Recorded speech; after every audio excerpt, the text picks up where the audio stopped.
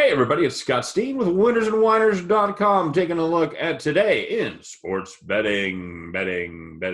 Still going to get effects for that pretty soon. Hang in there. I am joined, as always, by my co-host, the one, the only Scott Reichel up there from Long Island, New York. Scott, how are you doing today, sir? Doing well. Looking forward to talking about some live sports that are coming up this weekend. Unfortunately, I did not stay up to watch any Korean baseball last night, which means that I completely failed as a sports handicapper. I know you had action, but you don't want to know what you had action on or how that worked out. Now, apparently they're replaying the game at 1 p.m. For some reason, it didn't record when it was supposed to, so I had a little sprinkle on the underdog, so I'm going to end up seeing how that goes. Watch that this afternoon.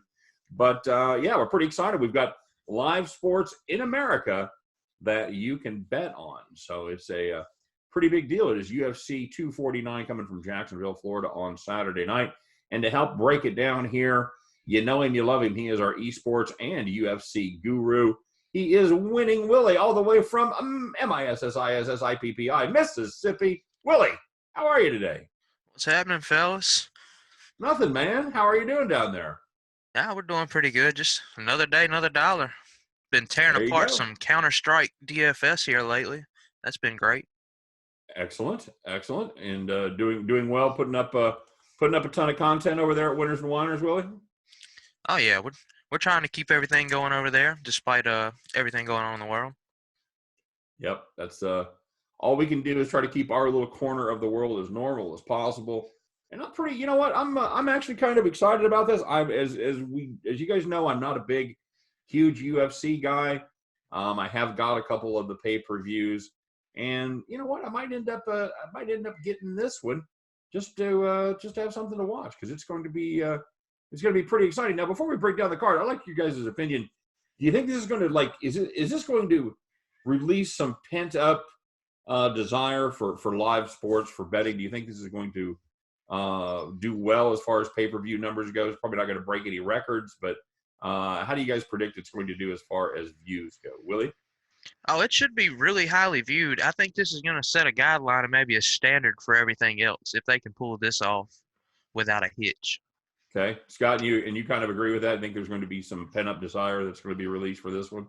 Yeah, I agree. Now, in terms of, if you want to talk about all-time pay-per-views, I don't think anything's going to touch pretty much any card McGregor's in, because I think that's in a separate category. But in Right. terms of actual pay-per-view buys, I know that the UFC ended up having an ESPN card non-pay-per-view during the whole Corona outbreak a couple of months ago at this point, and it actually did really well on regular ESPN. And that was with a lot of, I'd say, underwhelming fighters. I mean, you had Maia versus Burns. You had a couple of fighters in there who are pretty good for UFC veterans. But in terms of actual draws based on names, really wasn't the greatest card. This card is absolutely stacked. And Ferguson and Gaethje is definitely a fight that you would love to have to headline a card. It's not necessarily for Ferguson Khabib, but you can't really get it the entire way that you wanted it. Either or. Card's very good, and considering the fact that there's nothing else to fully watch besides Korean baseball at 3 a.m. nowadays, I expect it to do really well on the weekend. Excellent. Well, we'll and I would imagine what the number one pay-per-view all time was McGregor and Mayweather. Well, that was boxing, so I'd assume based on boxing, probably. Do we count that as boxing? Well, I mean, it was. I mean, they were in a ring. They weren't in a cage. So, and All right. McGregor wasn't able to kick him in the face. So I think that's a good sign that it was pure boxing. For pure UFC card, I have to assume that the number one pay-per-view was probably McGregor Diaz 2. That would be my guess if I had to assume on which card did the best. Yeah, I think this one should probably finish somewhere in the top 5. That would be my guess. All right. Very good. And as you guys kind of alluded to, this is there's 12 fights on this card, and it's broken down that ESPN is doing a pre-fight that's showing on regular ESPN, then they're showing like another set of fights that are showing on ESPN Plus, and then the main event that will be the pay-per-view. So let's get rolling. We're going to work our way all the way through these fights. So there's money to be made on every fight, not just the main event. So let's start with the number one bout, the lowest fight on the card, and this is actually the the longest odds for any fighters. It's Sam Alvey and Ryan Spann. By the way, the over-under on names I mispronounced today is 2.5. Over. 2.5. Take the over. Ignore the juice. Take the over. Good enough. All right, Winning Willy, you are the visitor here today. So kick us off. Give us your thoughts on Sam Alvey, who's listed at plus 310 on BetOnline, and Ryan Spann, who is the prohibitive favorite at minus 410. Willie? Well, these two fighters are heading in opposite directions. Alvey has lost 3 straight, while Spann has won 3 straight. Spann also has a 3.5-inch reach advantage. He's more of a submission specialist, if you will. But the key to victory for him is going to be to get him on. He's got to be able to take down Alvey, which I think he should be able to do. I'm really looking for a more value play because of the juice, and I really like the under 1.5 rounds at plus 115 over at my bookie for that fight. You think Spann is going to try to take that to the mat as soon as possible, and he's going to be able to get him to submit in under 1.5 rounds? Either submit or knock out one. It's just Alvey has just been horrible here lately, while Spann is really coming together. Like I said, he's won 3 straight, which is pretty good. Right. And Scott, you agree with this assessment, or are we going to start off with a little disagreement here? You think there's any value at Sam Alvey at plus 310, or is it going to be all Spann all day? I got to agree with Willie here. I thought he summed it up perfectly. Spann's been headed in a positive direction. Alvey's looked terrible lately. Just looking through the actual matchups, though, I do agree that based on just track record, Spann likes to go for the submission. He likes to potentially submit his opponent. Alvey's only been submitted once in his entire career, so he has done a decent job at avoiding those type of situations. But Spann looks like an up-and-comer, and I think he can easily take care of Alvey here. I don't know about really the under or anything like that. If I had to lean anywhere for value, I probably would lean to Spann by submission. If you want to look through Spann's just history, he's won 17 of his 22 fights, and 11 of those 17 wins have come by submission. So I think if you are looking for value, you most likely will assume that Spann, especially for the odds, should dominate from the get-go. And I think if he's going to win inside the distance, he should win by submission. So I think if you wanted to look for the under, or you wanted to look at one of those options to save a little bit of value on a price there, you should probably look at submission, because I think that is probably the most likely way this fight will end. All right, very good. And we've got a little bit of value on the under 1.5. If you wanted to tail Willie, you're getting plus 110 on your money as opposed to the over at minus 140. Scott, do you have submission odds there? Yes. On Fox Bet, Spann by submission is plus 300. Okay. And are these all going to be, before we get started, are these all 5 rounds for the guys, 3 rounds for the ladies? Is that how that works? No. So the way that it works is that every fight besides the main event and the co-main event are going to be 3 rounds. Okay. So even a couple of fights in the main card are going to be 3 rounds. However, Ferguson and Gaethje will be 5. All right. Well, you've just taken away one of my mispronounced names there by saying Gaethje. So. Well, it happens. That one's a tough one. So I'll let that one slide. That's a tough one if you're not familiar with MMA. All right. Good enough. So these guys both agree that it's going to be a Sam Alvey kind of day, and both of them are looking for that's not going to be his kind of day. I was looking for it's going to be a Ryan Spann kind of day. Sorry, yes. It's going to be a bad day for Sam Alvey, and more value on either the submission or Willie likes the under. He thinks this one's going to be taken care of quickly. And, before we go any further, guys, what kind of – this is going to be in Jacksonville, Florida. What kind of special steps are they taking to deal with it from the virus standpoint? Well, specifically speaking, there's going to be no fans in attendance, which I feel like is pretty obvious at this point for where the country stands. There's going to be no fans there. They've been constantly testing UFC fighters. I know that there was a video that circled – it was either on Instagram or Twitter – where it was Ferguson actually being tested once again for COVID. So they've been actively testing all the fighters. Some fighters have already complained, especially Luque. We'll get into that when we go up to his fight. But he was talking about how he had problems finding access to a gym. So there have been some issues with some training camps for the fighters, trying to be fully prepared for the fight. But as a whole, they're making the best of a bad situation, and it seems like they are fully committed to actively testing everybody and to making sure that the fighters have been staying relatively safe. So they've been doing whatever they can. Well, and of course, in Florida, the WWE and the UFC are both essential businesses. So they're essential for some people that are trying to get paid. So we'll see what happens there. But I'm not complaining. All right. So moving on, taking a look at the next fight on the ESPN card is going to be Charles Rosa and Bryce Mitchell. This one a little more competitive, looks like. Rosa listed to plus 136. Bryce Mitchell minus 156. The over-under is 2.5, and it is juiced to the over. It looks like this one is predicted to go the distance. Scott, do you think this one? What do you like here? I think this one's a lot trickier than people think it's going to be. And the reason why I say that is because Bryce Mitchell, who has one of the best nicknames in MMA, is now an up-and-comer, and he has the nickname Thug Nasty. And he is one of the whitest people I've ever seen in the sport. So I think it's a tremendous nickname for him. Overall, though, he is undefeated. So he has actually been really good so far. He's 12-0, 9 wins by submission, 3 by decision.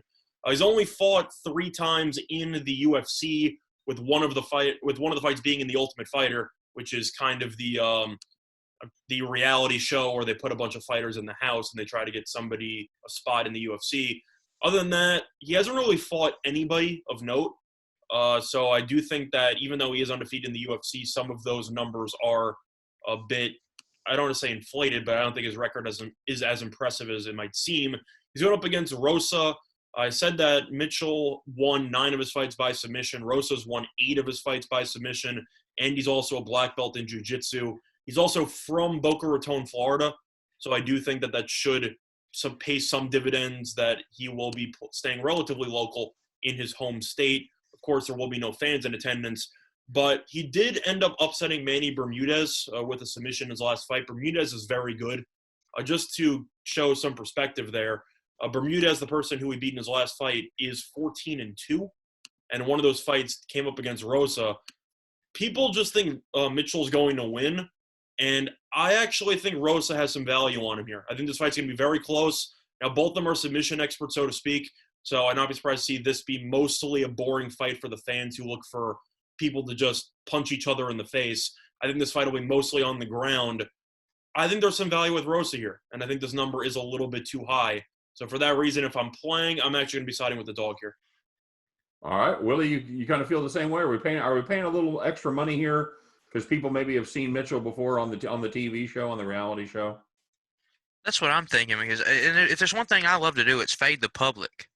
So, when I don't have a really good feel about a match like this, because both fighters are pretty evenly matched as far as just how they fight, their skill sets, yada yada. I would probably just lean towards the underdog, just because you got a shot at plus money there, or possibly maybe under 2.5 if you feel like maybe one of these guys can close it out early. You're getting under 2.5 at plus 190, which is really good value. But it's all dependent on if someone can close out and get a submission early, which not the easiest thing to do. Well, okay. I actually had a question for Willie, because I know that it's important when I handicap MMA fights. How important do you think it is to look at the degree of belt that a specific fighter has in terms of a specific mixed martial art? Is there something that you're looking for? Like if somebody has an advantage maybe in either Brazilian Jiu-Jitsu or Jiu-Jitsu or karate or anything like that, do you think that there is a serious advantage for one of those fighters if he is holding a more impressive belt, so to speak? Do you think that matters? Well, I think it can be, but I think it's all of a per case matter. You know what I mean? Because it's like you said earlier, in the end of the day, that any fighter can really win. But at the same time, of course, your better training with your martial arts is going to help you be more prepared in a way. Yeah, because the reason why I ask, and the reason why I also like Rosa, is because of the fact that Mitchell, even though he's an excellent submission fighter, he is a brown belt in Brazilian Jiu-Jitsu, and Rosa is a black belt in Brazilian Jiu-Jitsu.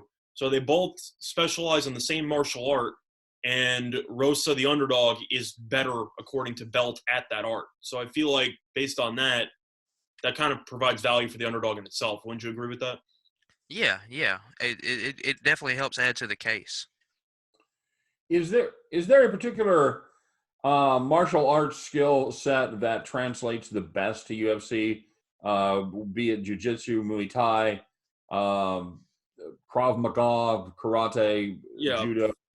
For Is there me any? personally, I always hold Brazilian Jiu-Jitsu to the highest regard when it comes to MMA. I mean, even whether it was with Royce Gracie back in the day or whether it was with Damian Maia or any of these other submission artists, I'm a huge fan of backing people with very impressive backgrounds in Brazilian Jiu-Jitsu. Not saying that Taekwondo and some other stuff aren't important for the stand-up, because of course they are. But at the end of the day, in the stand-up with two grown men who are absolutely jacked most of the time, all it takes is one good shot and the other person can go down and the whole fight changes. But if you have the ability to control the mat and to pretty much force your opponent into playing on the defensive while he's on his back for the entire time, it's a very good way to steal points in rounds. And it's also a very good way to transition and get yourself an easy, potentially easy submission. So for me, I always look for Brazilian Jiu-Jitsu as the number one go-to for a discipline in MMA. Will you agree with that as well? Is it kind of what you look at? Yeah, yeah. So BJ Penn was actually one of my favorite fighters when I was younger, and he is an expert at Brazilian Jiu-Jitsu, and he's great at controlling the ring, great at controlling the environment, which is very important. Yeah, Okay. I mean, I used to like Penn too until he kept fighting until he was kind of washed up at that point. I believe he lost like his last 6 fights. Then he got into a street fight. He got thrown off the UFC. He might have gotten arrested again for street fighting. His career completely went down the tubes, but he was still one of the greatest UFC fighters of all time. And I used to love watching him as well. I still remember when he beat George St. Pierre back in the day, or when he should have the first time, and then they gave it to St. Pierre anyway. But either or, BJ Penn, all-time great fighter. But yeah, there's been a lot of fighters over the years who have the ability to just dominate on the mat. And I feel like in a fight where both these people or anybody in the octagon can pretty much land one perfect strike, which is what you're looking for in the stand-up, if you have the ability to change levels, go for the legs, go for a takedown, and capitalize on that, I think that level of expertise is invaluable. So that's what I look for. Okay. So just to recap, both of you guys looking for positive value here. You think this is handicapped a little bit too strong for the favorite. Both of you guys kind of on Rosa there at plus 136, right? Yeah. For value, I think so. Now, the truth is I'm kind of rooting for Mitchell because I find him entertaining just as a personality. But this line to me is based solely on the hype surrounding Mitchell, especially after he ended up recording the first Twister submission in the history of the UFC in his last fight. So there's a lot of hype building up around him. I just really don't think it's a good matchup, especially at this price. Okay. And Willie, you also had a lean there towards the under. We're doing a little value hunting there. You've got it at plus 190. I have it plus 175 on Bet Online for the under 2.5. Is that right? Yeah, yeah. Okay. All right. Good. All right, guys. Moving on. Looking at the third fight there on the free ESPN undercard as Nico Price goes against Vicente Luque. Looks like to be another one that there's some pretty long odds on Luque at minus 270. Nico Price checks in at plus 230. The over under is 1.5, and it is a little bit of juice either side at minus 115 on Bet Online. Willie, your thoughts on this one? Yeah, Scott Scott touched on briefly a minute ago. Luque's had problems getting a gym to train, so if I'm forced to play this money line, I will probably take plus 240 with Nico Price. But I'm really looking more towards over 1.5. I really thought the total would be 2.5 for this fight, just because these two guys have an average fight time. Luque's is 8.25 and 5.48 from Nico Price. So these guys typically make it into the second round at least, and I believe that can happen again here. But just because of how evenly matched and how out of practice a little bit these guys will be. Okay, very good. So you like the and like I said, it's minus 115 each side. You like the over there, Scott? You on board with a kind of a drawn out affair in this welterweight battle? For me, I am. Now, the issue that you have there is the fact that Price, even though he typically has had longer fights, 3 of his last 4 fights have ended in the first round. So he has had some quick fights in the past. His last fight against Vic was pretty lucky, though. He was on his back and he up-kicked Vic in the face and knocked him unconscious, which is the second up-kick knockout in the history of the sport. So that was kind of lucky from a from a victory perspective because he wasn't looking good early. Now, Luque lost his last fight to Stephen Thompson. Not really a bad thing. He won the first round there, then got absolutely demolished in the final 2 rounds. Luque is a stand-up specialist. He is a tremendous kickboxer. He's a really, really good stand-up fighter, which is why Thompson was a terrible matchup for him, because Thompson is one of the greatest kickboxers in the history of the UFC. So I feel like he was going up against the expert, and the expert kind of showed him what's what. So I do think this matchup should work out better for Luque. Now, I am a bit concerned, though, with the lack of being able to find official training, and I think he might come out a little bit rusty. For that reason, I like the over as well. However, I do like Luque to win the fight. I know price for value might be a move there, but I really just think Luque is significantly better in the stand-up. I think Luque should be able to keep the distance with his elite-level leg kicks. I think he should control the stand-up. I think he should be able to limit Price taking him down. Plus, both fighters have the same exact brown belt in Brazilian Jiu-Jitsu. So that's basically a wash. Stylistically, I think Luque should be able to dominate in the stand-up, and I think he should win. However, based on the lack of preparation time, I do think this will go to a decision. So for that reason, I would lean to the over as well. All right, William, is that your favorite play? Is there any value at all at minus 270 on Luque, or you're gonna all play the total there on the rounds? Well, I like to lay juice sometimes when I think it's more of a for sure win, but I just really feel like that he has a pretty decent chance of losing this fight as long as he can not, how do I put this? As long as he can stay standing up, he'll win. But if he gets taken to the ground, he's probably going to lose this fight. And I really don't know. I don't have a huge feel either way on that fight. Like I said, if I was forced to play it, I'm probably taking the plus money. Okay. I'm probably going to pass on the fight as well because of the lack of training. But if I had to play it one way, I'd probably take the over, because I really think that even though Price has had some short fights in the past, I still think Luque is going to focus so much on controlling the distance that I think this fight could be a little bit more slowly fought at the beginning, as both fighters will be trying to feel each other out. Price will try to get on the inside, try to force a takedown, and I think Luque will do whatever he can with his leg kicks to keep Price at bay. So I think this could be a relatively boring first round before you might see some fireworks late. I don't know what his thoughts on that are, but I think that should be how the pace of the fight will go. Okay. All right. Very, very good. All right. So now we're moving on to the this is the ESPN Plus card right here. Let me look at that. Or is this the regular ESPN? Did we start with ESPN Plus? Yeah, it looks like we started with ESPN Plus. So basically the way that it works, that you have an early prelim card, a regular prelim card, and the main card. The first 3 fights that we just covered are all on ESPN Plus. Then the next 4 are on ESPN, and then the final 5 are on pay-per-view. Okay, right. So I had it backwards. So the first 3 are on ESPN Plus.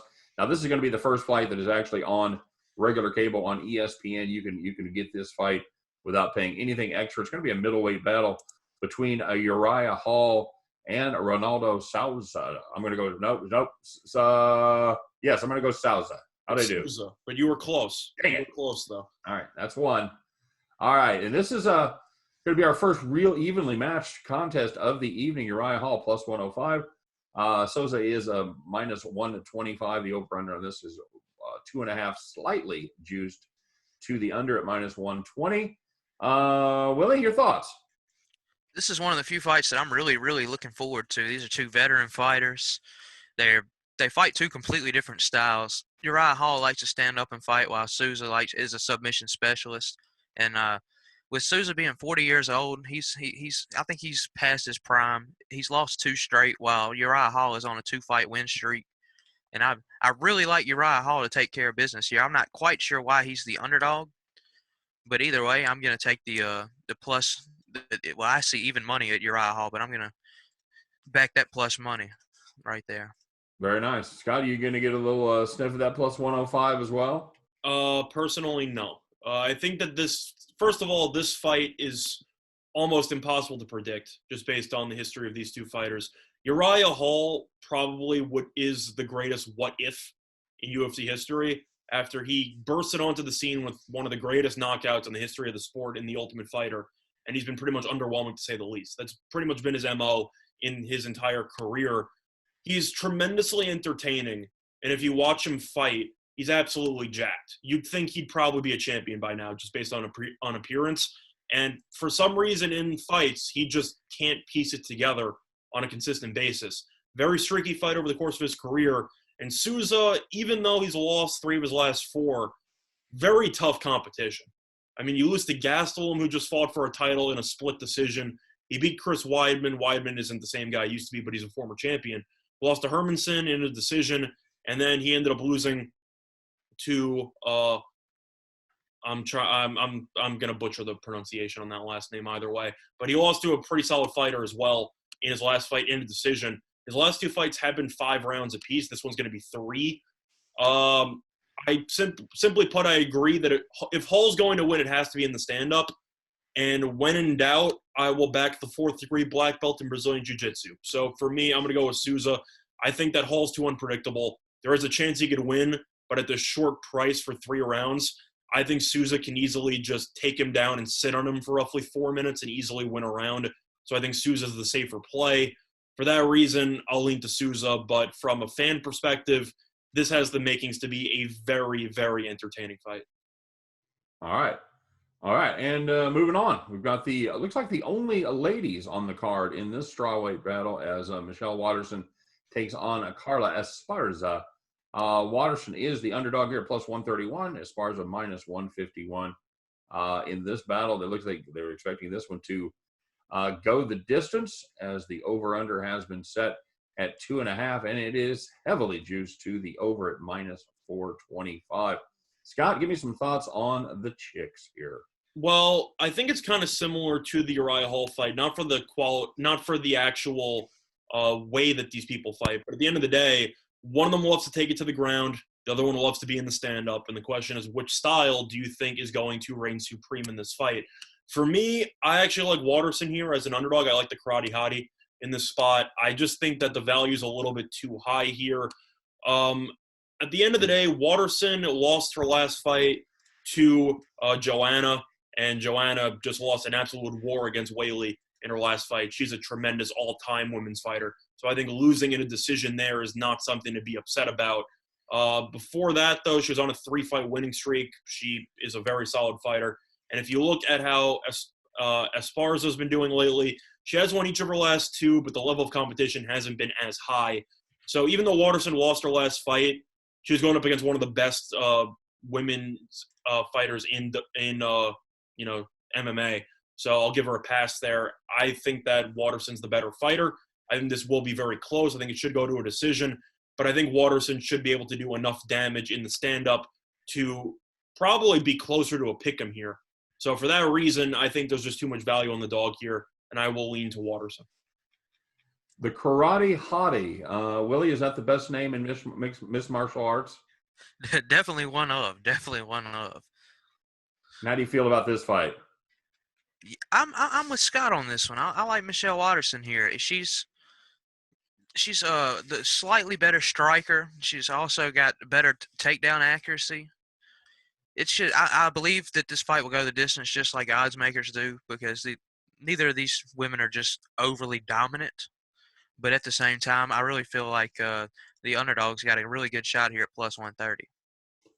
All right. So apparently she's an ex-model, or still does modeling. So that's seems to be kind of a weird career path for her, but well, she's a model with a black belt in freestyle karate, so that is something to keep in mind. She what? She's a model, but she has a black belt in freestyle karate. So she can go on the runway, and she could also kick some people's asses. So it's a good that second part's reason why she's been successful in the sport. But she's also been very marketable, so she has gotten some high-profile fights in the past. Whether she had to fight against Paige Van Zandt back in the day, or whether she got to fight against Joanna in her last fight. I feel like this line's a little bit peculiar to me, and for that reason, I might be a little bit scared off on it, but if we're going solely based on value, I think this fight's a toss-up at best. So I think Waterson's probably the move here. Okay, very good. All right, and now we're going to move on to a fight that involves someone that a heavyweight battle that let me see. Now I've got it listed. Okay, I've got a battle between Olenek and Werdum. Is that what you guys have next on the card? Yes, it's Verdum, but other than that, yes, that is correct. Verdum. Yeah. All right, and yeah, I got those in you got Olenek right though. I'm impressed. You got Olenek right, so that counts. Yeah, but I still miss. I blew the easy one. I blew the layup. I can't say you blew the easy one. There's a W in there, and you pronounce it as if it's a V. That's not really your fault. You try. All right, that's all that fair enough. Verdum is the prohibitive favorite here, minus 315, and Olenek is plus 265. The over under this one is 1.5. Looks like they're anticipating it being a quick affair, slightly juiced to the over. Scotty, what do you got? I think this is one of the most interesting betting lines on the entire card. I can understand why Verdum is that big of a favorite. And the reason logically is that Olenek is a submission specialist who's underwhelming at best, and that's putting it mildly, in the stand-up. And Verdum is an elite level submission person as well, but he's also very solid in the stand-up. So based on that, you have to wonder how Olenek is supposed to win, considering the fact that he's a submission specialist and Verdum is also a second-degree black belt in Brazilian Jiu-Jitsu, and he's also a black belt in Muay Thai, and he's also a black belt in Judo. So based on that, it's kind of a tough matchup for Olenek. However, I think that the price for Verdum here is absolutely ridiculous. This price makes no sense to me. Verdum hasn't fought since March 2018, and yet he's laying roughly minus 300. This makes no sense to me.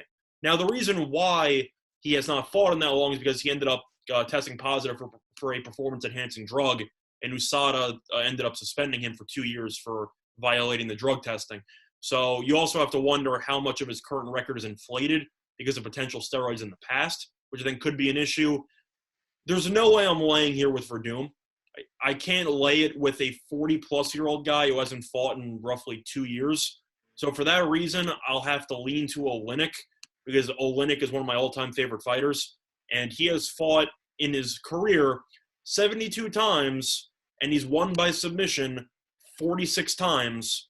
So for that reason, he's also fought lately. He ended up fighting in January of this year, where he ended up winning by submission. I actually had money on that fight. But for me personally, I can understand why Verdum's favored. I can't understand why he's favored by this much, especially after not fighting for a couple of years. So for value alone, I got to lean to Olenek here. What are you feeling? You feeling the same way about Olenek? The old man coming off a 2-year layoff of minus 315. Is that just too tall of a hill to climb for you? Well, I can't force myself to take either of these guys on the money line, just because I could make a case for either one, especially with Verdum having the break. But I'm looking more towards the total. I like over 1.5 at minus 130. I don't think that either one of these guys can finish this thing first round. Given Verdum's break and Olenek being a submission specialist, I'd see this being a slower moving fight as both guys try and feel each other out, especially through the first round. Okay. All right. Very good. So Scott likes the dog there, one of his, although he admitted one of his favorite fighters. And Willie likes the over 1.5. Scott, you with the over on this one as well? Yeah, I'd have to assume so. The issue that you do have with Olenek is that he could have a situation. Now, I'm not saying Verdum is the same level in stand-up as a Walt Harris or an Alistair Overeem. Oh, who would say that? But both of them knocked him unconscious, basically, in the first round. Walt Harris knocked him out in 12 seconds. So, yeah, he's awful in the stand-up. So Olenek is going to do whatever he can to force it to the ground. And Verdum, even though he also prefers to stay on the ground as well, he's definitely the better stand-up fighter in this fight. So I think there is a chance that Verdum could clip him early, potentially wobble him, and go for a knockout in the first round. I do agree with Willie, though. I do think that Verdum will mostly be trying to play on the defensive when it comes to defending takedowns from Olenek, which he should be forcing from the get-go. So for that reason, I would probably lean to the over as well. And this fight should probably end up going to a decision because of both fighters' desire to keep it on the ground. But I think if you're going to lose in a first-round situation, it's going to be because of either A, Verdum's rust after not fighting for a couple of years, or B, just Olynyk's very, very unimpressive chin. So I think that those could be the ways that you could lose that. But for me, I just think there's too much value on the underdog here. Verdum, coming off of a 2-year layoff, should be nowhere near minus 300. I think realistically, he should probably be somewhere around minus 180, minus 190. So for value alone, I got to lean to the dog there. All right, good enough. And now we're going to talk about the last freebie on the card. This is the last fight you're going to be able to watch without having to pony up the big bucks. And speaking of the big bucks, the last time this guy fought, I actually paid big bucks to watch it. It's Donald Cowboy Cerrone against Anthony Pettis. The oddsmakers say Cerrone's going to lose 2 in a row here, guys. They've got him listed at plus 118, while Pettis checks in at minus 138. The round on this one is 2.5, heavily juiced. Well, not heavily juiced, but juiced to the under at minus 145, plus 115 if you think it's going to go the distance. Willie, is the Cowboy done? Is he rode off into the sunset and still refuses to get off the horse?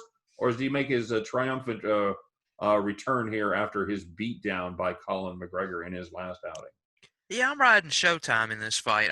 Showtime's 4 years younger, which, of course, age doesn't make just a huge difference when it comes to UFC.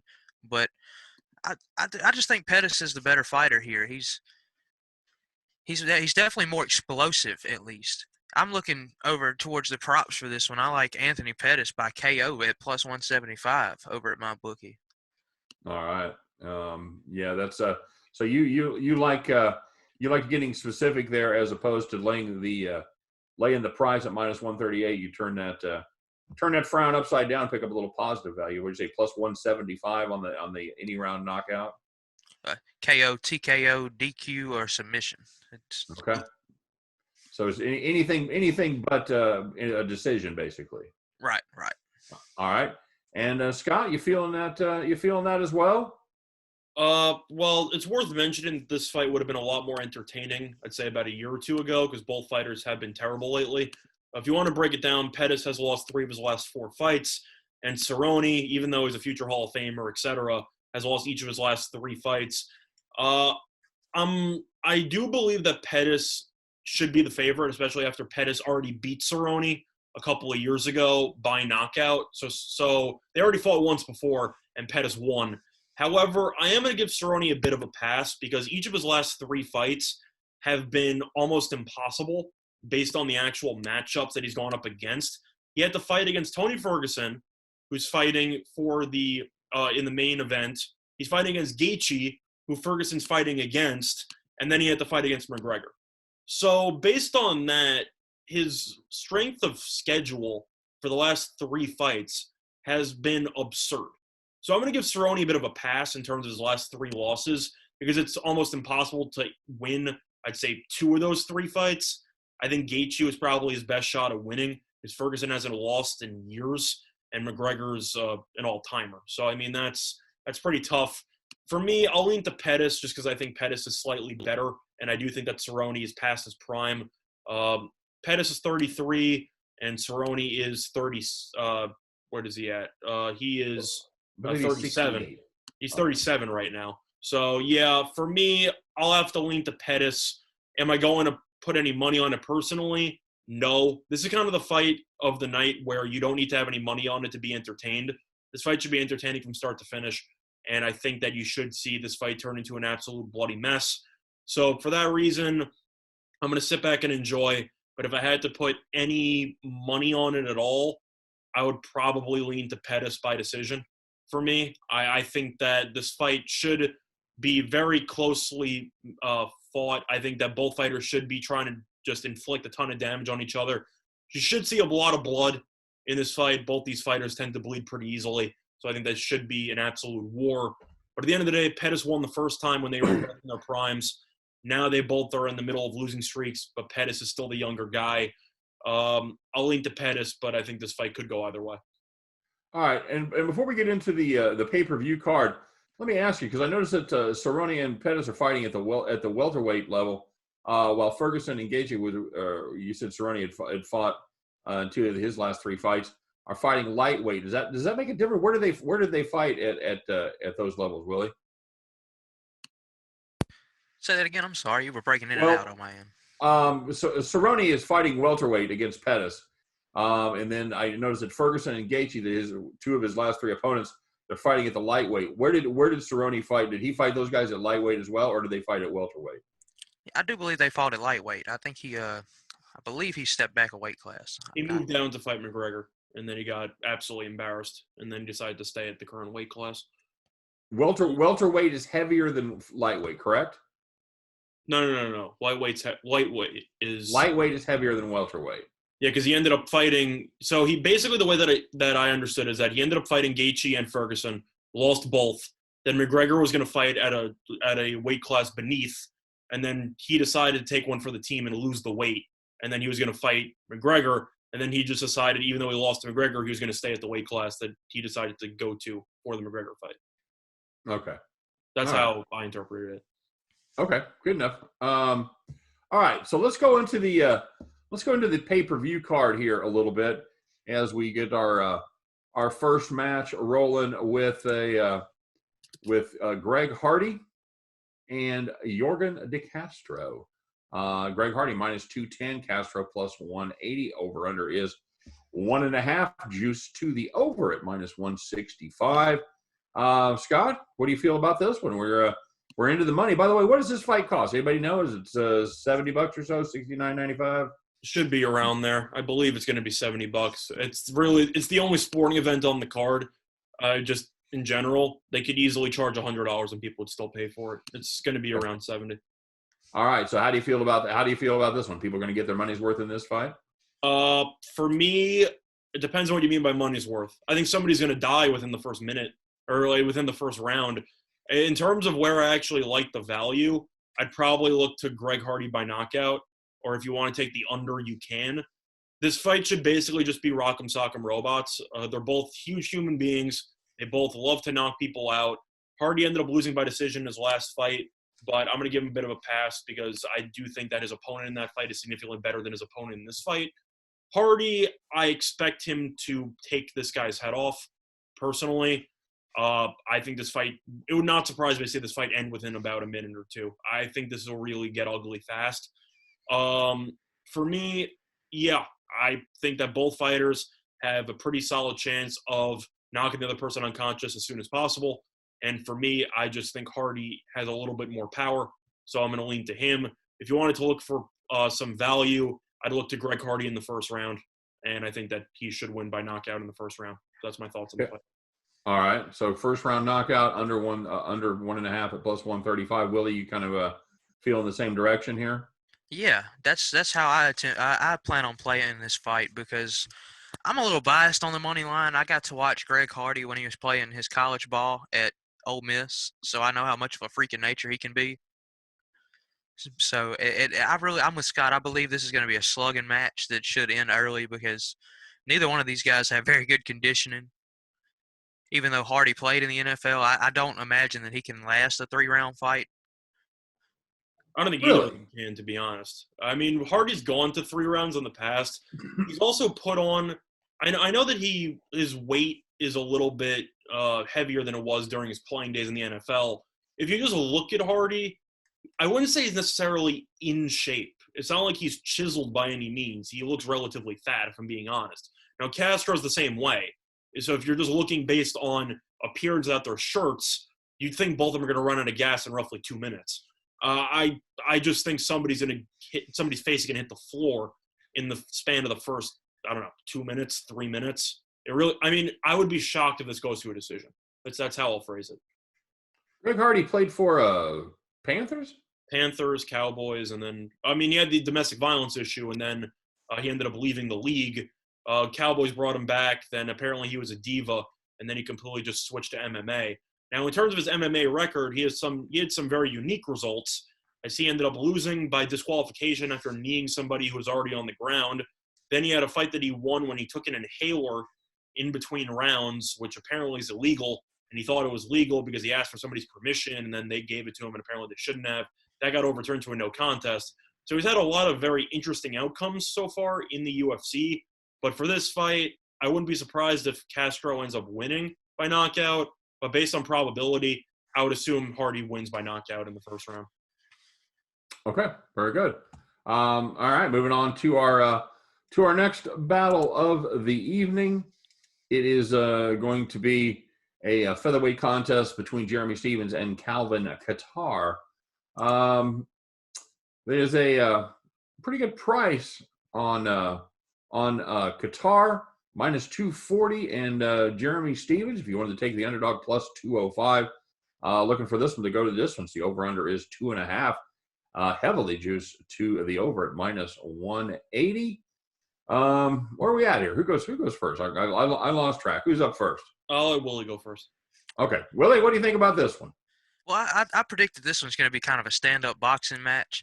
Jeremy Stephens hasn't won a fight since February 24th of 2018, although he has some of his losses in his career have been against people like Frankie Edgar and Jose Aldo, which are really good losses to have on your resume, I guess you could say. But I just think Kattar is the better stand-up fighter here. It's real juicy, but I like Kattar at minus two. Where is it now? Minus 255 is what I see. All right, and I've got that at minus 240, so a little more value there. So this is one of those cases where you're okay with laying the wood. You think you're still getting a good price. Right. All right, very good. Scott, you on board with laying a little extra there? For me, no. In terms of laying, I have no interest in laying with Kattar here in this fight. I do agree that he's a slightly better fighter, and I understand that Stephens hasn't won a fight since February of 2018. But it's once again kind of the same thing I mentioned with Cerrone before. His strength of schedule has been brutal. It's just the way that it is. I mean, you have to fight against Jose Aldo. I know most casual fans think Jose Aldo is terrible because Conor McGregor knocked him out in roughly 13 seconds or 10 seconds or whatever that was in that title fight. But he's an all-time great fighter. He lost to Zabit, who is an up-and-comer, probably a future champion, realistically, that division. Then he had the eye poke incident with Yair Rodriguez, so that fight didn't end up counting. And then he fought against Yair Rodriguez again, and he lost in a decision. However, he looked really good in that third round. And Yair looked good in the first round, started to fade a little bit, and Stephens was killing him in that third round. So I think that even though he lost by unanimous decision, I did think that fight was a lot closer than people might think looking back on it. Stephens is willing to trade in the stand-up, and I think this fight should be an absolute war. So for that reason, I think both fighters are going to be willing to just stand in front of each other and just trade. And for that reason, I got to lean to the underdog here, just because I think that there's value in a fight between two fighters with pretty much identical fight styles. And for that reason, I think if you're going to be standing in front of the opponent, I think you're setting yourself up for a potential knockout loss if you're looking for from a Kattar perspective. So for that reason, I think for value alone, based on these similar fight styles, I got to link to Stephens. So that's my thoughts on that. Am I going to bet it? Probably not. But if I had to lean one way, I don't really see any value with Kattar if you just believe that both fighters are going to stand in front of each other and trade because they both have knockout power and they both have the ability to put the other one on their back. So that's my thoughts on that. Okay, very good.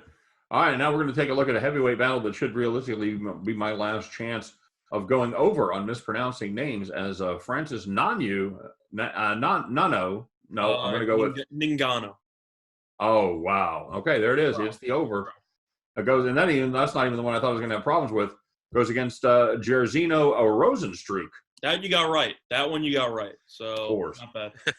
All right, very nice. Heavyweight battle here between these two gentlemen, and Rozenstruik is the underdog here, plus 230, while Ngannou, would you say Ngannou?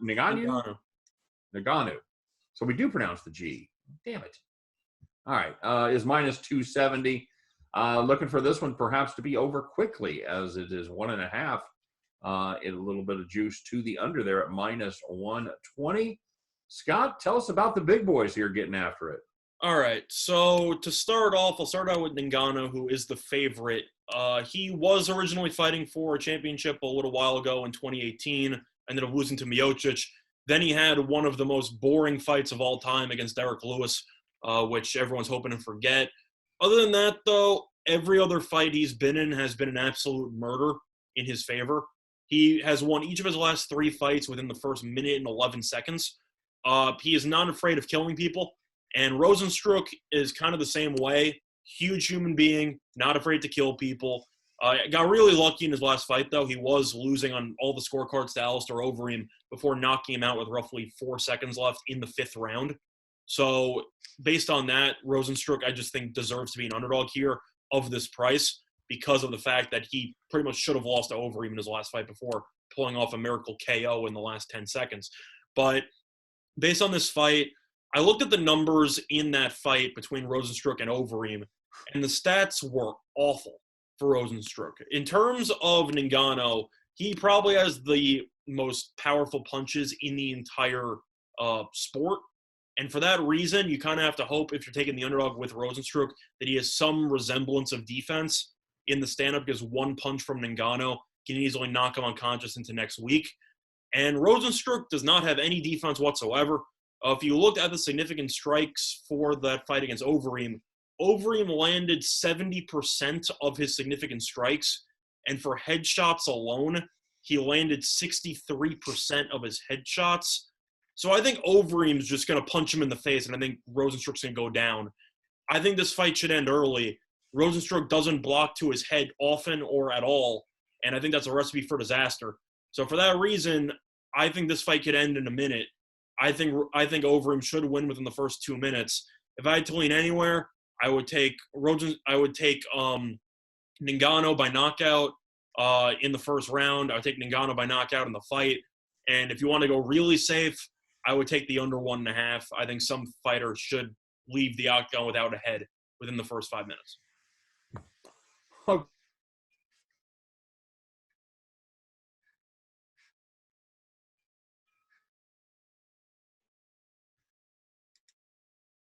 Yeah, that's my thoughts on that. I don't know what Willie thinks. Willie, you have any thoughts on that? Right there.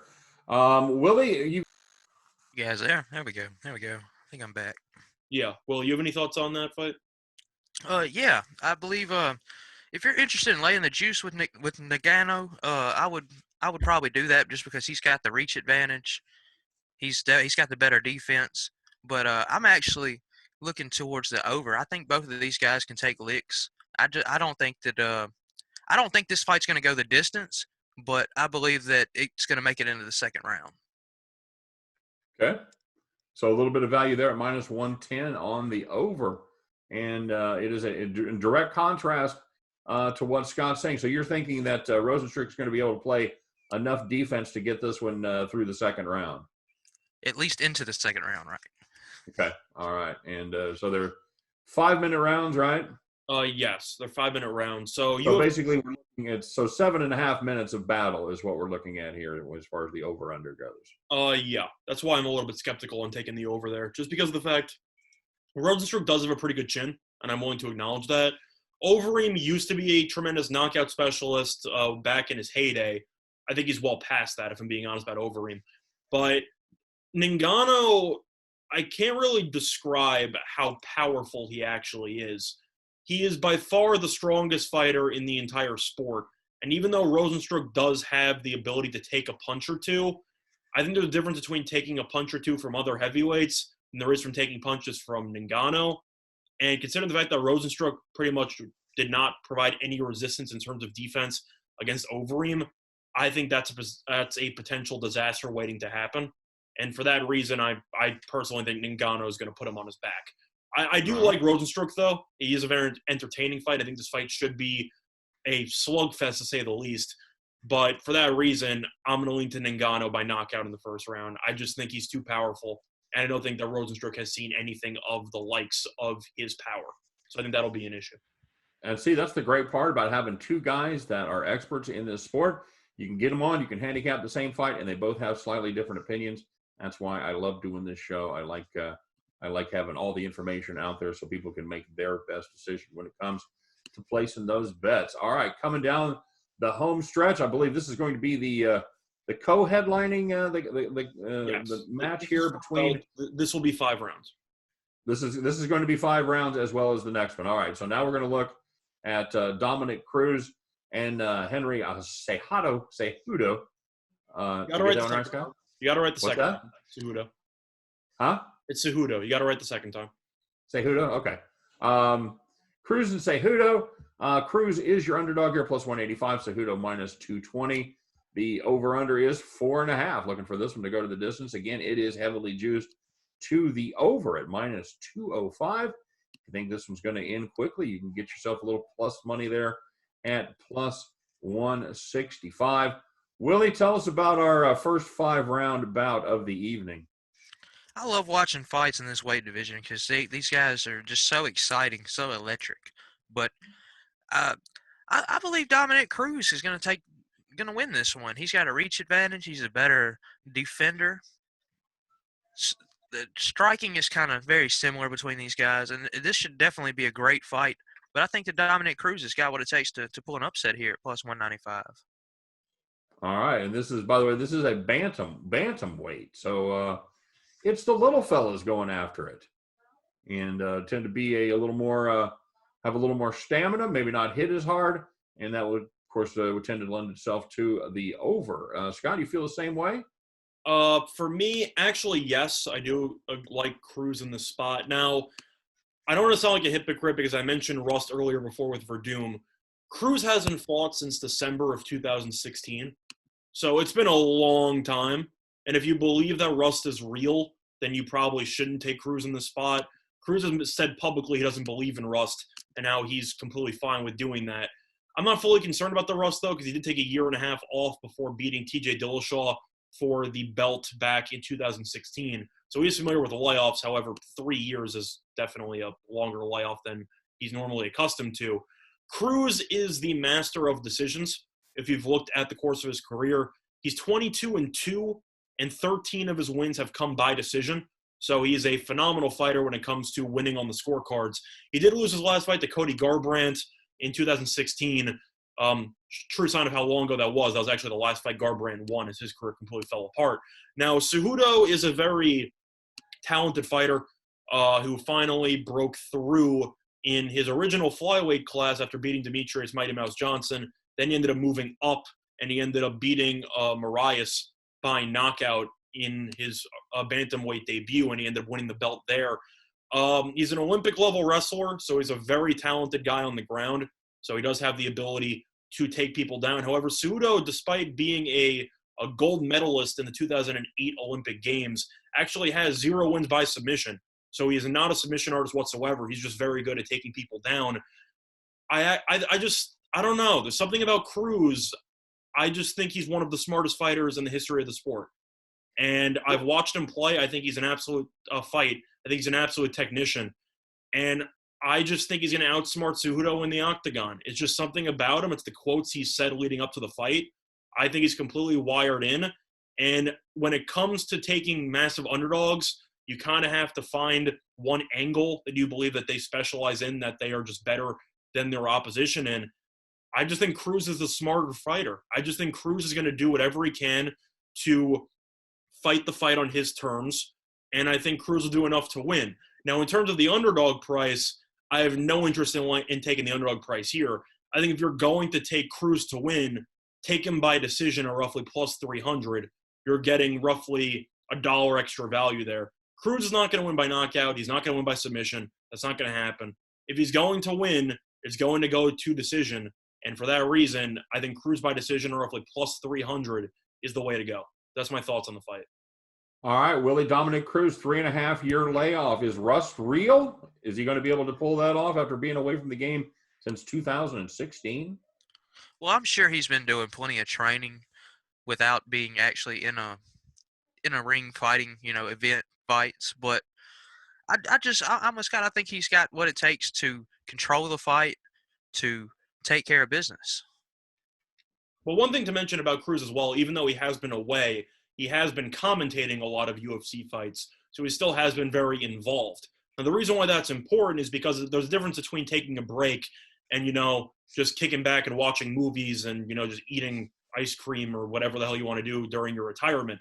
But if you're actually sitting there octagon side, talking about fights, staying familiar with all the people on cards, doing everything like that, then he hasn't been taking time off in terms of training or anything like that. He's been training extremely hard for a while, and he's finally returned. So I do think Rust is more real for some as opposed to others, depending on how you've been managing your free time. I have no doubt Cruz has been training nonstop over the course of these past couple of years. So I think that rust, even though it is real if you have been being relatively complacent, Cruz isn't the type of guy that's wired that way. So I think rust might impact some fighters more than others. And I think Cruz should be, I'd say, very, very lightly impacted, if any, by rust. So I don't think that should play much of an impact. Willie, you feeling that as well? You feeling Cruz in a decision here is the way to go? Yeah. I think if he wins, it's by decision, but I definitely see him winning by decision in this fight. All right, so you can take a Cruz is plus 185 on the money line, and the over/under on the ring is 4.5 at minus 205. So you can kind of put those two together and get yourself some good value there at plus 300. Well, you have separate props available on some sites that literally just have Cruz by decision, so you don't even have to worry. Right. That's what I'm saying. So if you put those together, you basically combine them and take Cruz by decision, you're getting plus 300. Yeah. So looking for Fox Bet, just really quickly looking at the lines here. Cruz to win by decision is actually plus 260 here, but I believe I saw it on FanDuel. I want to say it was at plus 295. I think, or they had a bet boost on Fox Bet for plus 295. So that's where I'm going to be betting that personally. All right. Very good. So that brings us to our main event of the evening. And we've got Tony Ferguson against Justin Gaethje in a light heavyweight battle. Willie, this is should be a fun fight to watch. It's a good card and a headline by a good fight here. Gaethje is plus 145, while Ferguson is minus 170. The over/under in this 5-round battle is middle way through at 2.5. Slightly juiced to the under at minus 135. Willie, tell us about our main event. Well, there's several things that I like about this fight here, especially from Ferguson. Ferguson's got a 6.5-inch reach advantage. He's also got better defense when it comes to striking. But also, he should have the motivation angle just because of how many times the Khabib fight has been put off. And you know he's got to be itching to get that shot at Khabib at this point. Now, is this a title bout? It's an interim fight. So yeah, the winner of this fight will take on Khabib for the actual belt in the next whenever they schedule the next fight. I would assume that would be after he's done with Ramadan and all that. Okay, so this is basically just a semifinal almost, if you will. The winner goes to the championship, basically. Basically, the winner has already pretty much been determined to fight Khabib, so that's already set. So it's just a matter of when they're going to end up working that out. All right, and Willie, who you got? I like Ferguson in this one. I think Ferguson takes care of business. I could look to the over 2.5 too, because I do believe that this will be a good fight. I do believe that it'll take a lot of filling each other out, but I think Ferguson's going to take care of business here. Scott, you feel the same way? You get a little value there at over 2.5 at plus 105. You think Ferguson wins this one, and you think it maybe if not goes the distance, certainly goes over halfway. So I have a couple of thoughts on this fight. First of all, based on value alone, I like the over 2.5. It was available on BetOnline at roughly plus 120. I'd say about a week and a half ago, 2 weeks ago, and I actually grabbed a little sprinkle of that because I thought that number was a bit too high. So I already do have some amount on the over 2.5 just based on value because I thought that would drop. Now, based on what I think about the actual outcome, I like Ferguson by knockout. And personally, there is one bet boost on Fox Bet that I absolutely love for the value. It's both fighters to be knocked down at plus 900. I think that's an absolute steal based on the actual fight you're expecting. These two fighters are going to stand in front of each other and throw knees and elbows and everything they possibly can for most likely 25 minutes. I expect this fight to be an absolute bloodbath, and I think that both fighters are in danger of potentially getting knocked out at any time. Now, you might wonder if you think that's the case, why do you like the over? And the reason why is because both fighters have very solid chins. They have very good energy. I'm not worried about any of them running out of gas anytime soon. I do think this fight will be a chaotic mess for pretty much the entirety, but I think this fight should get into the third, fourth round. I do think that with Gaethje's knees, I think Ferguson can hit the ground. Ferguson has been knocked down before. He hasn't been knocked out anytime soon, but he has hit the canvas before. And Gaethje has been knocked down before as well. So I do think that both fighters, especially in 5 rounds, plus 900 for both of them to get knocked down in a fight that's going to pretty much be exclusively in the stand-up, I think is an absolute steal. So I'm going to bet on that personally.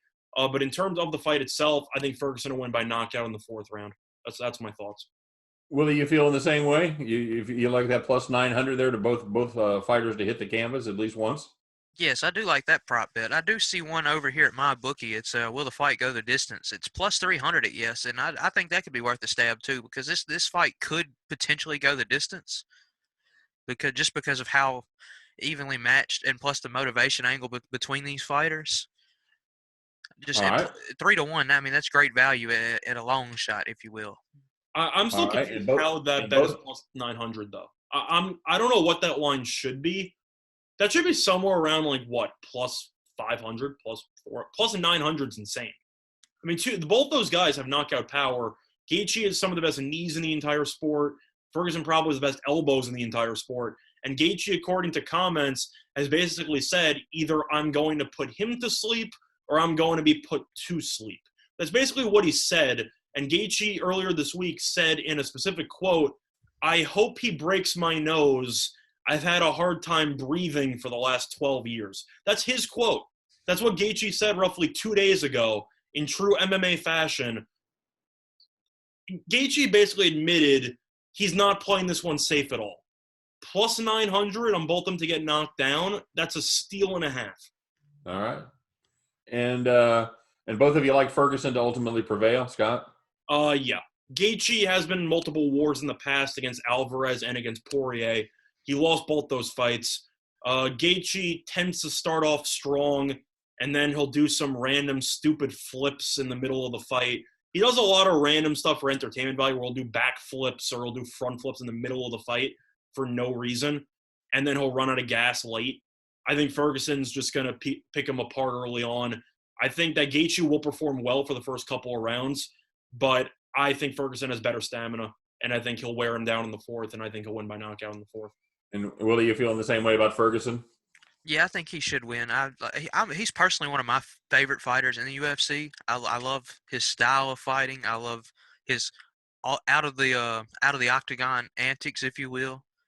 But I don't think that Gaethje has a chance here to actually win. It should be a good fight. He should put up a good fight, but I just don't think that he has what it takes to actually knock out Ferguson. All right, very good. So there you have it. Both of the guys like Ferguson in the main event of the evening. And before we go, I'm going to put you guys feet to the fire here, both of you. Of these 12 bouts, Willie, tell me your absolute favorite bet. If I was going to sell my car and make a bet, what do I put the money on? I'm going with Uriah Hall's money line. Like I said earlier, it's something about Uriah Hall there. I think that he's just got the keys to winning that fight. All right, and nice price on him at plus 105. Very good. Scott, your favorite bet of the evening? Well, it's kind of tricky because I can't say that this is a bet that I would tell you to sell your house on. But based on value alone, there's an absolute steal available on Fox Bet. They have both Hardy and Ngannou to win by knockout at plus 475. That's an absolute steal. If you shop around and you look at other sites and you do a parlay with Hardy knockout, with Ngannou knockout, it's mostly around plus 320, give or take, and that's best line available. You can get it at plus 475. So I think that's an absolute steal based on where you're looking at for value. If I had to pick one play in particular, I would take Ngannou by knockout. I thought that Rozenstruik had a shot, and then I looked at his defense or lack thereof against Overeem, and I really just think that Ngannou is going to connect on at least one punch early on, and Rozenstruik's going to be rocked. There's no way. The issue that you have with training, how do you simulate getting punched by Ngannou? You can't. I mean, Ngannou's he's 6'5", roughly 285, 290 pounds. You can't simulate that in training. Like, I don't know how you're supposed to prepare for that. I just think he's going to get absolutely rocked early on. I think Hardy's a little bit riskier because Hardy is in danger of getting knocked out a little bit more because Hardy has been, I'd say, a little bit mediocre since he joined the UFC. But if you can get both those prices and getting roughly over $1 of value, I think that's a phenomenal play. and I'm going to be playing that personally. All right, very good. All right, gentlemen, thanks very much for joining us today, taking a look at UFC 249. And I know we've got another UFC card on Wednesday, May the 13th, and then another card going to be a week from this Saturday on May the 16th. We're going to be crowding some events into a very short period of time. I'm sure we'll be back to take a look at least some of those. Maybe next Saturday's card should be fun. But until then, Winning Willy, as always, thanks for joining us here. It's always great to get your insights on some of the sports that people may not be as familiar with as some of your mainstream sports, your UFC, your esports as well. Always like to have your expertise lent to the show. We appreciate you stopping by. Oh, it's a pleasure. It's a pleasure. And what are you working on over there at Winners and Winers, Willie? Anything anybody should be checking out over there? Well, we're starting to work in our Counter-Strike DFS value sheets, which are really great. That's how I've been seeing success in DFS for Counter-Strike, and they're very handy when it comes to building your lineups for DFS. All right, very good. And Scott, as always, thanks for hosting here with me, and it was nice to have you and your expertise on the UFC here as well, as I am certainly the novice when it comes to the sweet science and UFC, all of the combat sports. That is not really my focus, so it's nice to have a couple of experts on the show. Scott, as always, thanks very much for your contribution. No, you got anything going on, buddy? You writing anything? You are just spending your time doing show prep and taking the fish's money over there at the online poker? Yeah, mostly the latter. But I know that even though we talked about how we mentioned before how I've been following UFC for a long time. I'm a huge UFC guy. I take pride in trying to actually follow it and watch every card. However, you'll return the favor to me later on when we cover WWE, and I'm going to be the complete novice, and you'll be the expert. So well, you know what? I would call myself a casual fan of the WWE. Better than me. I'm going to be leaning heavily on the Dominator, as that is certainly his bailiwick, and we'll be talking about that tomorrow. So join us for WWE Thursday, as we'll be talking about Money in the Bank, which is it's certainly a fun match to see, kind of an interesting concept, and we'll talk about that more tomorrow. But until then, I am Scott Steen. He is Scott Reichel. He is Winning Willy. We appreciate you guys stopping by to join us here at Today in Sports Betting. Make sure you do stop by tomorrow, as Scott and I will be talking with the Dominator, talking about Sunday night's WWE Money in the Bank special. But until then, you guys take care. Everybody stay safe. Get those bets out there. Got a little Korean baseball happening. Take the information here and make yourself a couple UFC bets. Should be a lot of fun as we got live sports start to trickle back in, and it should be hopefully just the beginning of good things to come. So everybody out there, of course, stay well, stay safe, stay home. We're going to get through it. We're going to be back to normal before you know it. We appreciate you guys joining us. Have a great day, and we will see you tomorrow. Bye-bye.